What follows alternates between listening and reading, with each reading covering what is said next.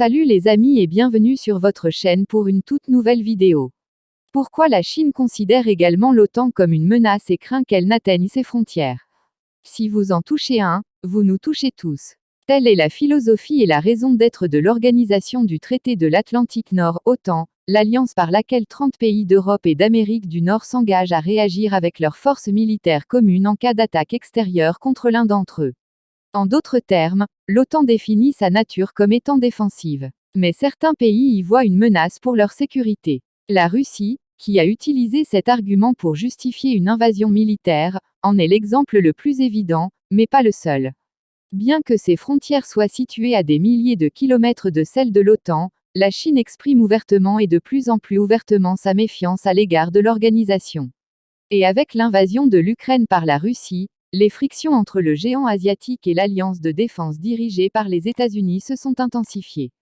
Comme Moscou, Pékin rend l'OTAN responsable du conflit. Le ministère chinois des Affaires étrangères accuse l'Alliance atlantique d'avoir mis la Russie dans les cordes, en acceptant 14 nouveaux membres depuis la fin de la guerre froide, dont des pays limitrophes de la nation slave. De son côté, l'OTAN dénonce la première puissance asiatique pour avoir sapé l'ordre de sécurité mondiale.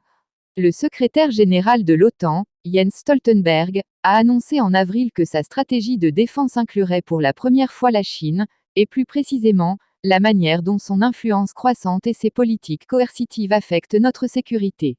Aujourd'hui, méfiance, tensions et accusations mutuelles marquent les relations entre Pékin et l'Alliance.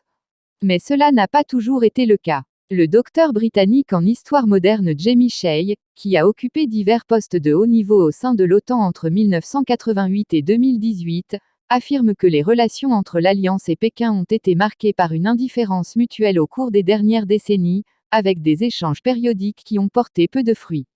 Les Chinois se sont montrés intéressés par l'OTAN lorsqu'elle est entrée en Afghanistan en 2003, mais lorsqu'ils ont compris qu'elle n'était pas là en tant que force d'occupation permanente mais à des fins de stabilisation et de lutte contre le terrorisme, ils se sont détendus et leur intérêt pour l'OTAN s'est estompé, dit-il. Bien que rares et isolés, des épisodes de tension entre la Chine et l'OTAN se sont produits dans le passé. Le 7 mai 1999, lors d'une opération de l'Alliance, 5 bombes américaines ont frappé l'ambassade de Chine à Belgrade, tuant 3 journalistes.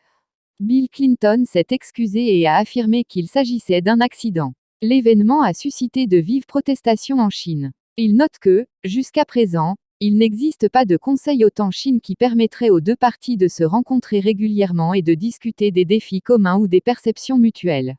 Wang Weiyao, président du think tank Centre for China and Globalization (CGC) et conseiller du gouvernement chinois, explique qu'en raison de son éloignement géographique, Pékin ne devrait en principe pas avoir beaucoup de problèmes en commun avec l'OTAN.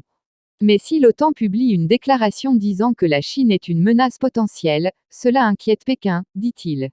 Wang affirme que la stratégie de l'organisation, malgré son éloignement et sa nature défensive, est confrontée à celle de la Chine. La vision de la Chine pour l'avenir est que la mondialisation doit aller dans le sens d'une intégration économique, et non militaire. En ce sens, la Chine n'apprécie pas l'expansion militaire de l'OTAN dirigée par les États-Unis. L'expert estime également que les confrontations entre Pékin et l'Alliance atlantique sont le reflet des relations entre les États-Unis et la Chine, qui se sont détériorées au cours des 5 ou 6 dernières années. Et les États-Unis dirigent l'OTAN, et il est certain que l'OTAN reflète largement les décisions des États-Unis. Shea, quant à lui, estime que la Chine se positionne contre l'élargissement de l'OTAN pour des raisons purement stratégiques. Alors que la Chine s'aligne sur le discours russe et la prétendue suprématie des valeurs autoritaires sur les démocraties, la déformation de la réalité de l'OTAN devient un outil pratique et facile pour sa politique étrangère et intérieure. La principale préoccupation de la Chine n'est toutefois pas l'expansion de l'alliance militaire atlantique en Europe de l'Est. La Chine pense que les États-Unis veulent installer de facto l'OTAN, ou une ramification de l'alliance, à sa porte.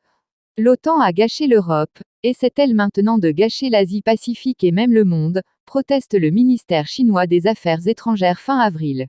Un mois plus tôt, le ministre des Affaires étrangères Wang Yi avait déclaré que le véritable objectif de la stratégie américaine dans l'Indo-Pacifique est de créer une branche de l'OTAN dans la région. Les responsables de Pékin ont fréquemment répété cette accusation au cours des derniers mois. Pour le comprendre, il faut être familier avec deux acronymes, AUKUS et Quad. AUKUS, un pacte de défense en vertu duquel les États-Unis et le Royaume-Uni aideront l'Australie à acquérir des sous-marins à propulsion nucléaire, était annoncé à la fin de 2021. Cela met la Chine mal à l'aise, car ses relations avec l'Australie, cordiales jusqu'en 2018, se sont de plus en plus détériorées au point de créer des tensions dans plusieurs domaines, des différends territoriaux en mer de Chine méridionale à la pandémie et plus récemment à l'invasion de l'Ukraine par la Russie. Mais ce qui inquiète le plus la Chine, c'est le dialogue quadrilatéral sur la sécurité, plus connu sous le nom de Quad. Créé en 2007 et suspendu pendant près d'une décennie, le Quad a été relancé en 2017 et a pris de plus en plus d'importance jusqu'à aujourd'hui.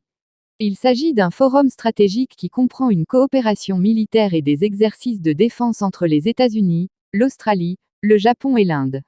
Le Japon et l'Inde sont les deux puissances asiatiques qui rivalisent avec la Chine, laquelle a également des différends territoriaux tendus avec ces deux pays et avec d'autres États de la région tels que les Philippines, le Vietnam et la Malaisie. Pékin considère donc la Quad non seulement comme un défi à son hégémonie croissante dans la région, mais aussi comme une menace pour sa sécurité et, avec les AUKUS, comme une tentative déguisée des États-Unis de constituer une OTAN autour d'elle.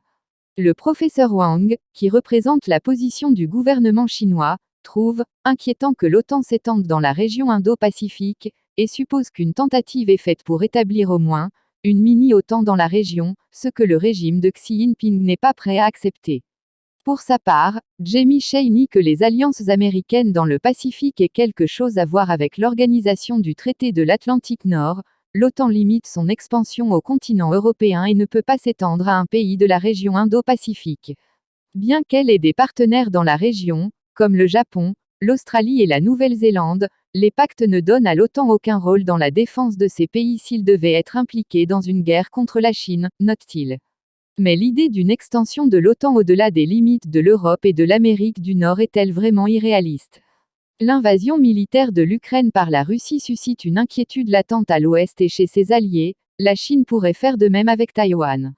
Fin avril, la ministre britannique des Affaires étrangères, Liz Truss, s'est prononcée en faveur d'une OTAN mondiale.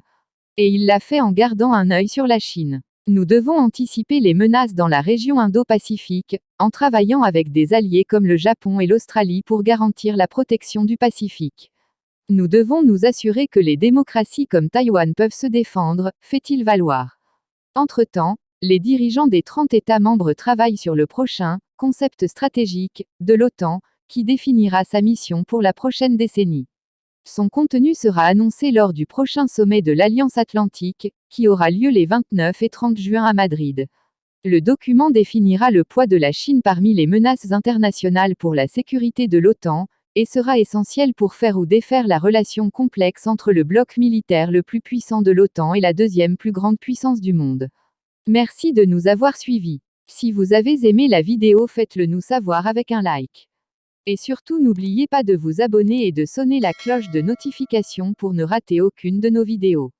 Laissez-nous vos points de vue et suggestions en commentaire. Et n'oubliez pas de partager pour informer encore plus de monde. À la prochaine sur votre chaîne.